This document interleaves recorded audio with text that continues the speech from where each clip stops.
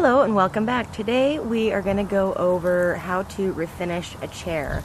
Now I'm going to be having somebody else upholster this, so we're just going to be doing the wood detail. For the upholstery side, you want to make sure you have taken detailed photos and also that you save your fabric. If you're doing it by yourself, you can use it as a pattern. If somebody else is doing it, then they also have a good idea of what the traditional sense of the chair was. Going around with a thin-tipped flathead screwdriver and loosening up all of the staples.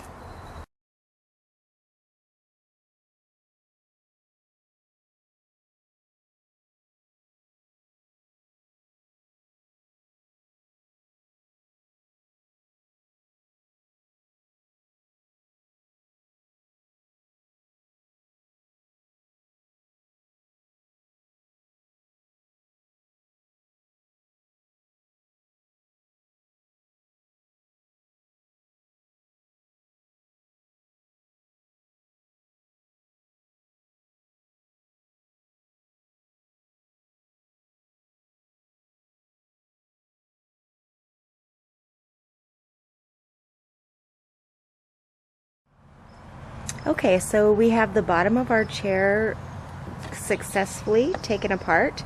The main areas you of course want to be careful when you're taking off is not to gouge the wood that we're going to be refinishing. You know, just do your best on that. Now I'm going to take this part off, and this is going to be a little unique because it's glued around the edges, so again we're just going to be as careful as we can.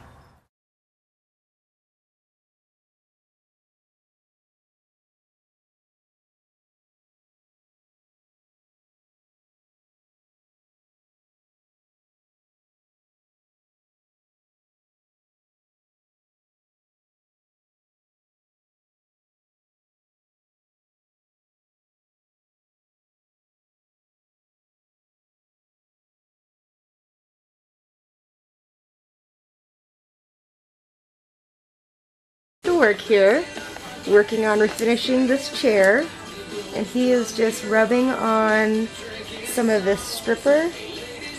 He's doing a stripper job here for me with a cloth, and then we're wiping it off till it looks about like that leg, and then we will, or he will, he's such a handy guy, do some sanding on the chair.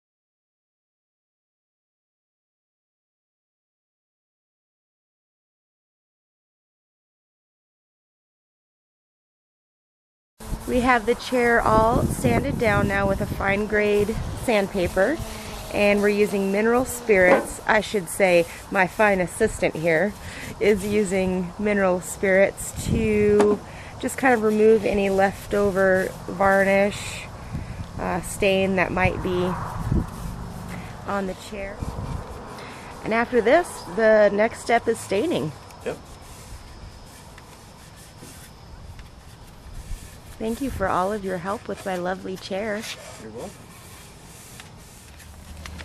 There's a slight fracture in the chair here. So my husband did a small drill hole and then sunk a nail in, and now he's going to put some wood putty. The staining begins. This is Minwax wood finish, and it's red mahogany. Just using an old rag here, dipped in the can, rub it on, and then wipe it off. Easy peasy.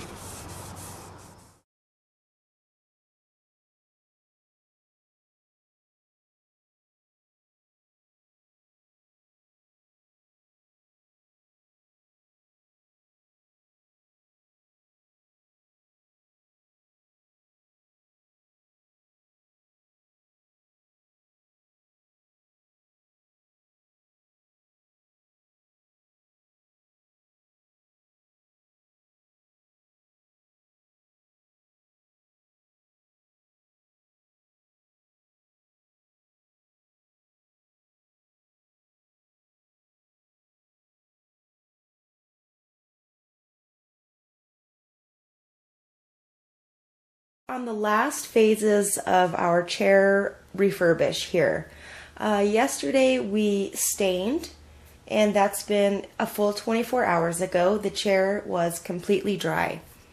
Now, before you get to that last step, which is either a tung oil, which is what I used on my vanity, and I do have a video on that. You can use a polyurethane, which comes in a can and you brush on. For this chair, we're going to use this lacquer spray. You can see that it does say for use with wood. These little hands just make it really easy to get a nice smooth finish. Sure is that your wood is completely clean, no dust, no particles, because once you start this last phase, that stuff's going to be covered up and stay on there. So just make sure you have as clean a surface as possible. Now, whichever you're using, like I said, tung oil, polyurethane, lacquer, you're going to need to do a couple of coats. At least 2 coats at the very minimum, in my opinion. 1 coat, and I didn't want to film it because I really didn't want my camera around the spray can. If I do find anything, like if I find that, gosh, I wish I would have done tung oil, or gosh, I wish I would have done polyurethane, I'll let you guys know. On my vanity, I did use tung oil, as I said, and I really wished that I would have used a polyurethane because, you know, being a makeup vanity, it's around hairspray and stuff like that, you know, a lot of stuff. So the polyurethane or the lacquer is just going to give you a more long-lasting and shiny coat. Tung oil tends to fade over time or need to be, you know, reapplied. I think I've covered all of the basics for you. If you do have any questions, please feel free to leave a comment below, and I will do my best to answer anything you may have. My best, you know, suggestions are always to follow the labels on any products you're using, and you really can't hurt your piece of furniture as long as you do that. And if you mess something up, hey, it only took us actually about 3 hours of work from removing the old varnish or stain to actually then reapplying stain. For this lovely little medallioned back ladies chair is the upholstery shop. Thanks for watching Lacquer and Lace.